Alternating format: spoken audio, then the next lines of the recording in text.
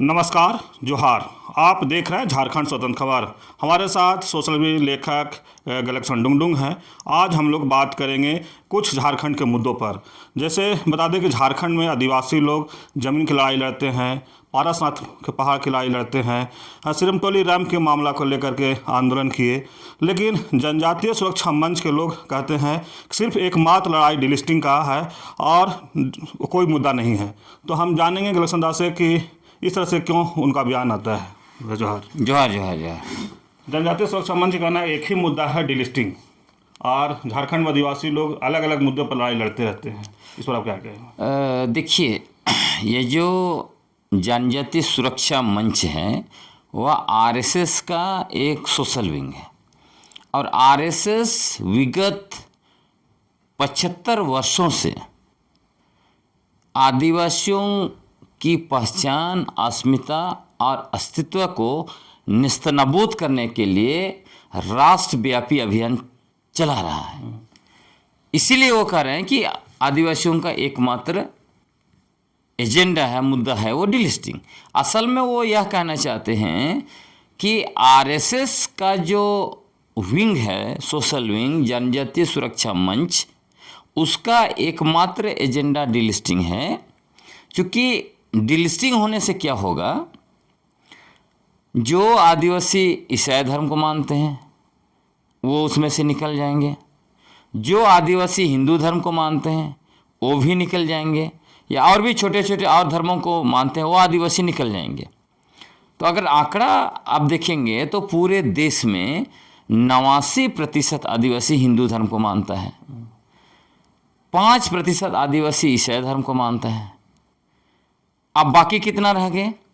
मात्र 4% आदिवासी बच जाएंगे जो खुद को सरना धर्मावलंबी या फिर प्राकृतिक पूजक जो भी कहते हैं, ये अलग अलग तरीके से मतलब वो अपने आप को कहते हैं, लेकिन कुल मिलाकर सरना धर्म को मानते हैं, ऐसा आप समझ लीजिए। और बाकी थोड़ा बहुत बच गए, वो जैन, बौद्ध वगैरह, वो उसका उनकी संख्या बहुत कम है। तो आप समझ लीजिए, जब 8.6% है आदिवासियों की जनसंख्या पूरे देश में, लगभग 12 करोड़। अब उसमें से बच जाएंगे कितना? 4, मतलब 50% कम कर दीजिए तो 12 करोड़ से मतलब नीचे आके लगभग 5 से 6 करोड़ बच जाएंगे। तो फिर आप देखेंगे इसका परिणाम होगा कि अनुसूचित क्षेत्र खत्म।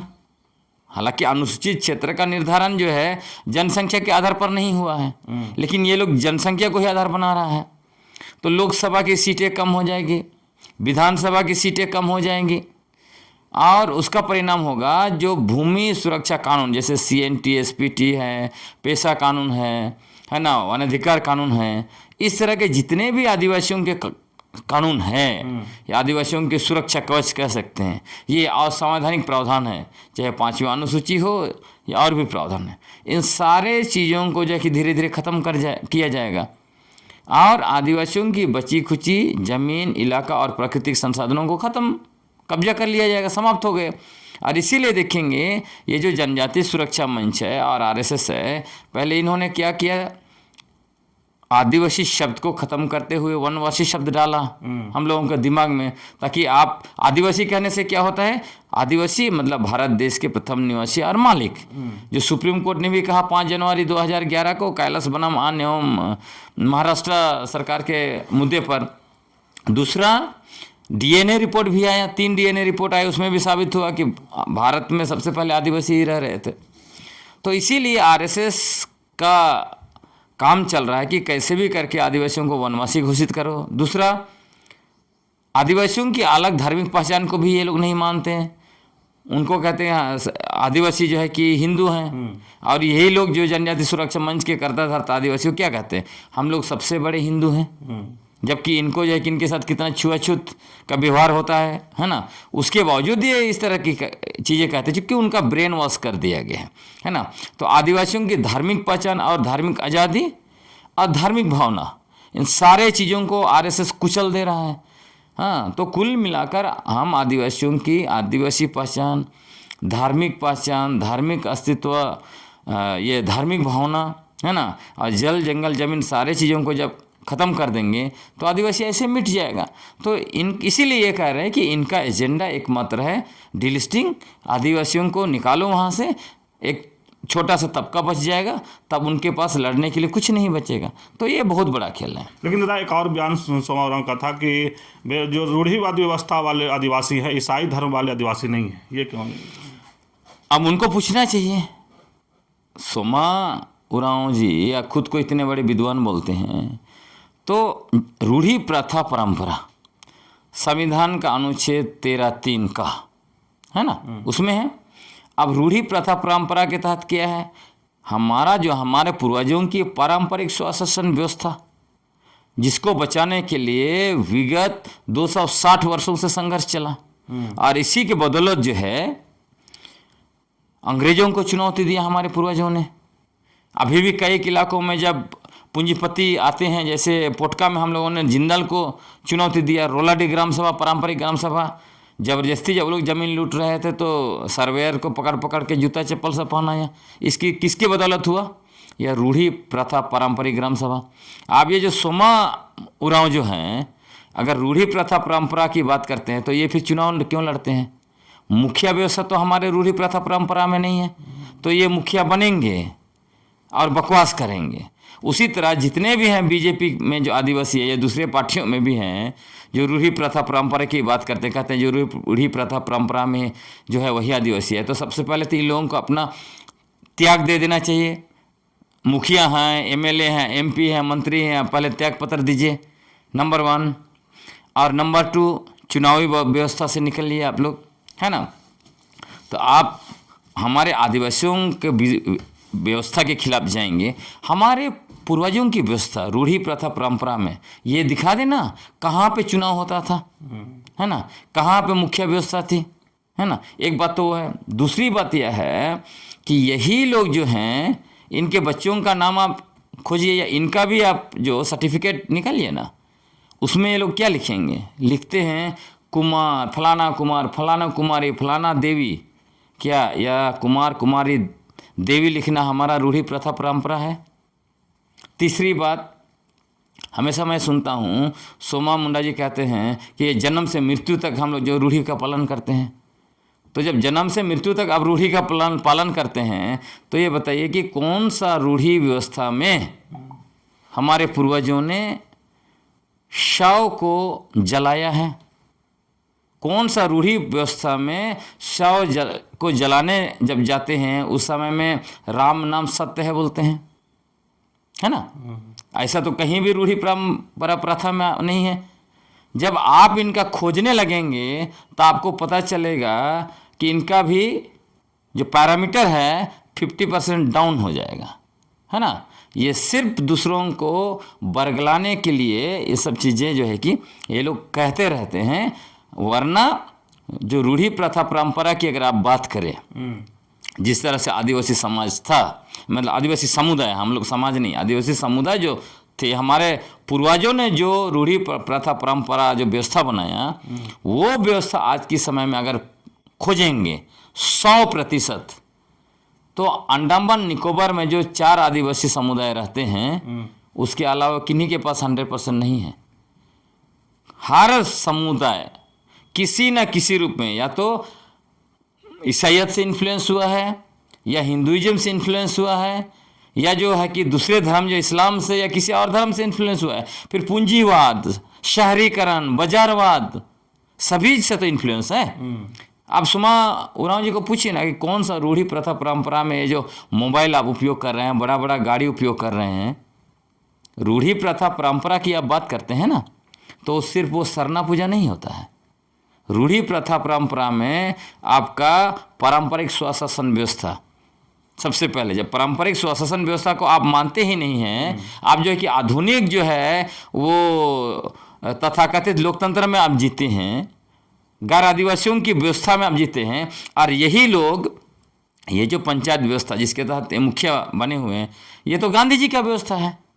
गांधी जी का सपना था ग्राम स्वराज का, और उसको साकार करने के लिए पंचायत व्यवस्था लाया गया। और पहला पंचायत जो बनाया गया, वो जिसका उद्घाटन प्रधानमंत्री नेहरू ने किया, 2 अक्टूबर 1959 को राजस्थान के नागौर में, फिर उसके बाद संविधान का 73वें संशोधन 1992 में आया और उसको संविधान का भाग 9 में रखा गया। तो ये तो गैर आदिवासियों की व्यवस्था है। तो आप गैर आदिवासियों की व्यवस्था में सत्ता का मजा ले रहे हैं और यहाँ पे रूढ़ी प्रथा परंपरा का जो है कि बात कर रहे हैं, ढोंग कर रहे हैं। और यहाँ जो है आप कितने पारंपरिक हमारे जो है अगुआ उसको जो है कि आप मानते हैं, नहीं मानते हैं। आरएसएस में देखिए, आरएसएस का जो जनजातीय सुरक्षा मंच है उसमें कितने पारंपरिक जो है कि अगुआ वहाँ पे बैठे हैं, नहीं है। तो इसीलिए ये लोग सिर्फ बकवास कर रहे हैं। इसलिए मैं कह रहा हूँ कि आप कायदे से इसको अगर खोजना चाहते हैं तो आप देखिए ना, जाके जितने भी लोग हैं खुद को कहते हैं कि हम रूढ़ी प्रथा परंपरा में हैं, आप जो है कि वहाँ जाके उनको जो है कि पता कीजिए, है ना, तो आपको पता चल जाएगा कि वहाँ पे कितना लोग का जो है कि रूढ़ी प्रथा और परंपरा का पालन हो रहा है। अब एक और था, पूर्व मुख्यमंत्री चंपई सोरेन का बयान कि धर्मांतरण पर एक आंदोलन करने वाले हैं, फिर आप क्या कहें? देखिए, माननीय पूर्व मुख्यमंत्री चंपई सोरेन जी, उनका लंबा पॉलिटिकल कैरियर था।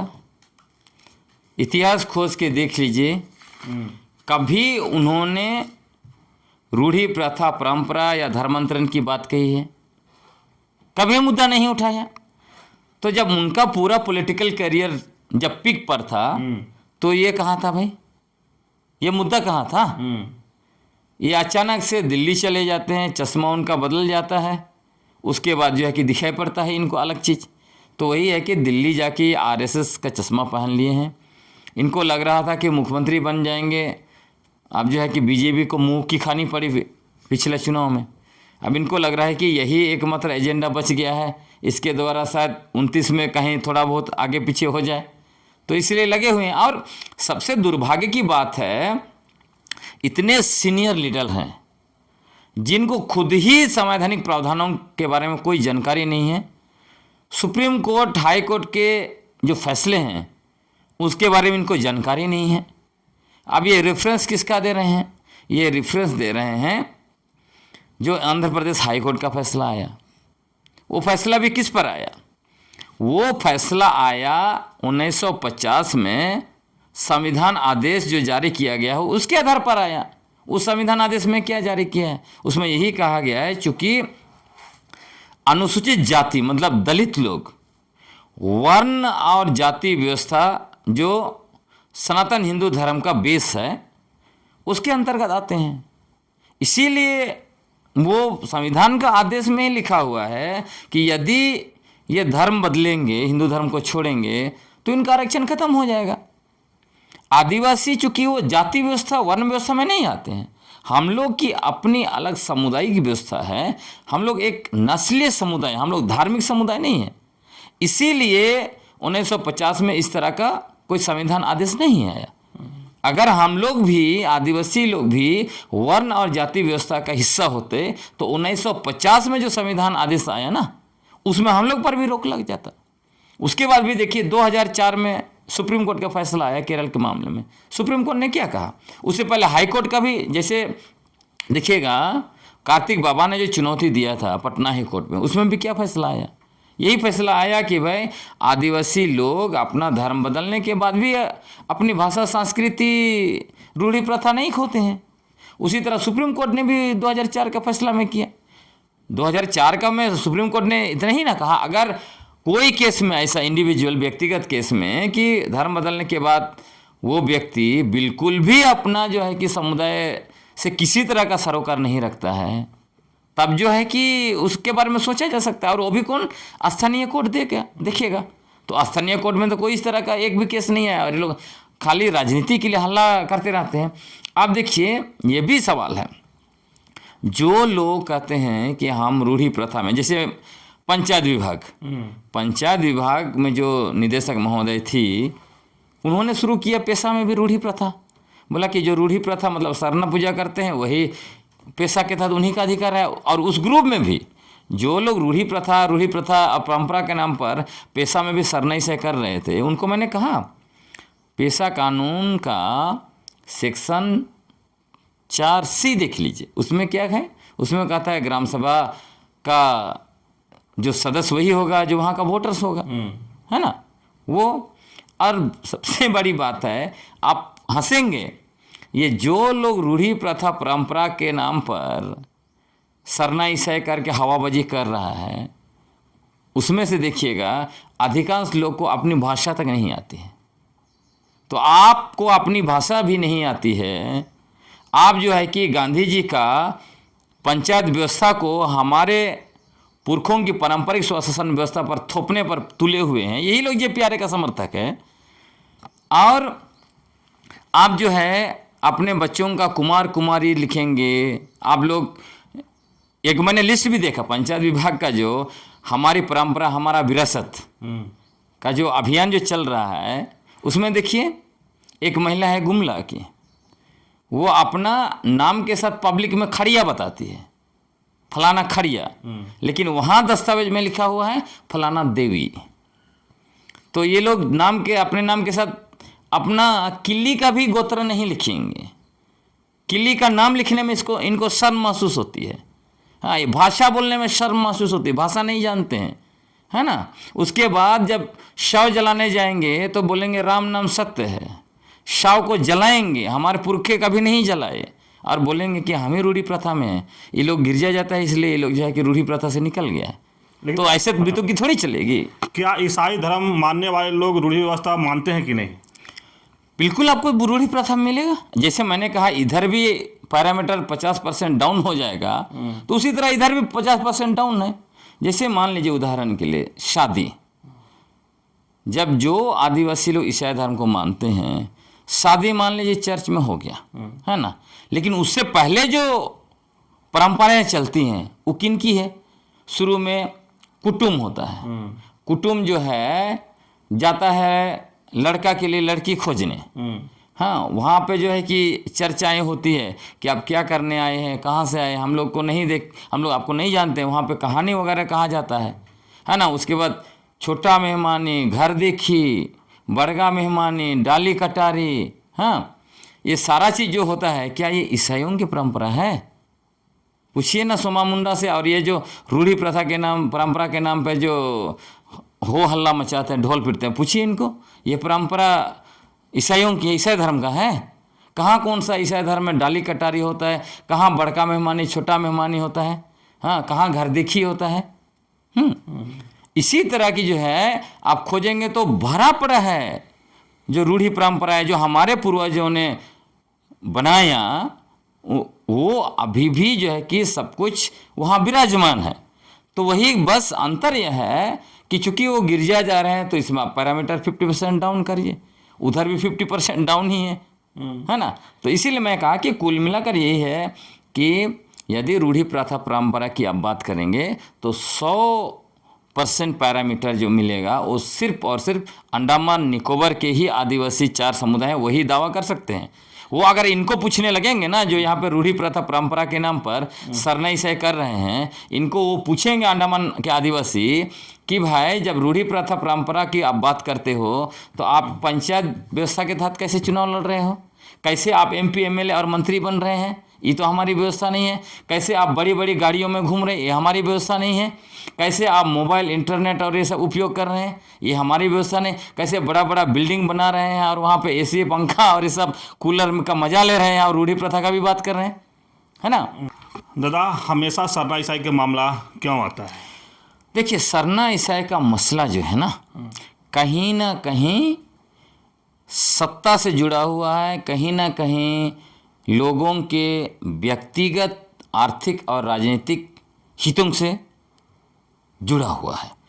इसीलिए मैं कह रहा हूँ कि जब शुरू में जब सरना ईसाई का मसला आया तो आप देखेंगे कि आदिवासी महासभा को कांग्रेस ने तोड़ने की कोशिश की, क्योंकि उन दिनों कांग्रेस को डर लग गया था कि आदिवासी महासभा अगर शक्तिशाली राजनीतिक एंटिटी बन गया तो फिर कांग्रेस पार्टी को दिक्कत होगा। फिर जब झारखंड आंदोलन बहुत पीक पर गया और झारखंड पार्टी का निर्माण हुआ, तब आप देखिएगा कि उसको RSS ने कहा कि ये ईसाई मिशनरियों का देश तोड़ने वाला आंदोलन है। और उन दिनों कांग्रेस पार्टी ही RSS को पाल रही थी, और उसी कांग्रेस पार्टी ने आदिवासियों को नेस्तनाबूद करने के लिए जो है कि जासपुर में वनवासी कल्याण आश्रम की शुरुआत करी और वही अभी राष्ट्रव्यापी अभियान चला रहा है। अब अभी इसको अब मौजूदा दौर में भी देखेंगे तो अब देखिए, अगर यहाँ झारखंड का देखिए, विगत 24 वर्षों में बीजेपी ने सरना ईसाई के मसले पर ही जो है 16 साल तक शासन किया। आदिवासियों को क्या मिला? आदिवासियों का, यहाँ तक कि ये लोग कहते थे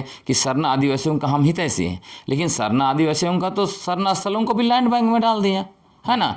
और ये इन्होंने ये भी कहा कि आदिवासियों सरना कोड की ज़रूरत नहीं है, वो जो है कि सनातन हिंदू है। तो धार्मिक पहचान, धार्मिक आज़ादी, धार्मिक जो भावना है, सबको तो ये लोग कुचल रहे हैं। और अभी भी मैं देखता हूँ कहीं ना कहीं से जो लोग सरना ईसाई का मुद्दा उठाते हैं, अब देखिएगा उनको सत्ता ही चाहिए। बीजेपी या आरएसएस में जो भी आदिवासी जाते हैं, जुड़ते हैं, वो सबसे ज़्यादा सरना ईसाई का मुद्दा उठाते हैं। और इसीलिए उठाते हैं कि जो ज़्यादा सरना ईसाई का हल्ला मचाएगा उसको चुनाव में बीजेपी टिकट देती है। तो स्पष्ट है कि सरना ईसाई के मुद्दे पर आदिवासियों को कुछ नहीं मिलना है। जो इस मुद्दा को उठाते हैं वो अपना या आर्थिक और राजनीतिक हित चाहते हैं। और हम लोगों को लास्ट बात ये कहना चाहूँगा, आदिवासियों को समझना पड़ेगा कि ये जो सरना ईसाई के नाम पर जो मुर्गा लड़ाई हो रहा है, ये मुर्गा लड़ाई करते हैं हम लोग, आपस में लड़ते रहते हैं। और जब तक मुर्गा लड़ाई ख़त्म होता है, हमारी ज़मीन पर बाहरी लोगों का पूरा बड़ा बड़ा अपार्टमेंट खड़ा है, पहाड़ों पर कर्सर चल रहा है, हमारा बालू पर जो मतलब बालू नदी में जाके बालू छीना जा रहा है। इसलिए मैं ये कहना चाहूँगा कि अभी समय आ गया है कि हम लोग मिलजुल के अपने अधिकारों के लिए लड़ें। जब पेशा कानून लागू हो जाएगा तो हमारे अधिकांश समस्या खत्म हो जाएंगे। अभी लोग ये भी कह रहे हैं, जैसे शराब को लेकर जिस तरह से सरकार ने कहा हम ग्राम सभा से जो है कि परमिशन लेके ही शराब बेचेंगे, लेकिन हम लोग कह रहे हैं कि पहले ग्राम सभा को अधिकार दीजिए। और कुल मिलाकर या इस मामले पर हम कहना चाहते हैं कि हम लोगों को, आदिवासी समुदाय को शराब ने बर्बाद कर दिया, चाहे क्यों हड़िया ही क्यों ना हो। इसलिए हमें क्या करना चाहिए, हड़िया को नेक दस्तूर तक रखना चाहिए और पूर्ण शराबबंदी, हड़िया बाजार बंद।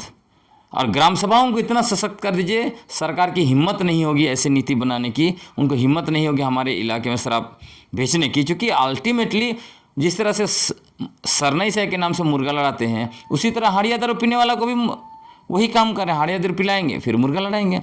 तो इसलिए कुल मिलाकर यही है कि सरना ईसाई करने वालों से भी सावधान हो जाइए और इस तरह के गलत नीति लाने वाली सरकार से भी सावधान होना चाहिए और अपना आवाज़ निरंतर बुलंद करना चाहिए। चलिए, अभी आप सुन रहे थे गलेक्सन डुंगडुंग की बात। हम लोग बात शुरू किए थे कि जनजातीय सुरक्षा मंच के लोग कहे थे कि रूढ़िवादी व्यवस्था या डेलिस्टिंग के जो बात करते हैं उसी पर हम लोग बात शुरू किए थे। या कहें कि जो लोग सरना ईसाई की बात करते हैं या पूर्व मुख्यमंत्री चंपाई सोरेन धर्मांतरण के लिए आंदोलन करते हैं, उसी पर हम लोग बात कर रहे थे। लेकिन स्पष्ट ये कह रहे हैं कि अगर कहा जाए कि ग्राफ की बात तो अपना अगर रूढ़िवादी व्यवस्था कह रहे हैं, अगर उधर भी देखा जाए तो ये हिंदूकरण के लोग गए हैं तो ग्राफ 50% हो जाएगा। अगर ईसाई की तरफ भी कहें तो शादी ब्याह में लोग जो करते हैं, चर्च में शादी हो जाता है, लेकिन बाकी रस्म रिवाज जो होता है वो कहीं ना कहीं रूढ़िवादी व्यवस्था के तहत होता है। तो कहें कि चर्च जाते हैं इसलिए उनका भी ग्राफ 50% हो जाता है। लेकिन लगातार जिस तरह से कहे कि पूर्व मुख्यमंत्री चंपाई सोरेन के बयान पर भी कह रहे हैं कि ये लोग सिर्फ राजनीति करने के लिए, अगर बीजेपी जब भी कोई ज्वाइन करते हैं आदिवासी नेता तो राजनीतिक साधने के लिए ही सरना ईसाई ज़्यादातर करते हैं।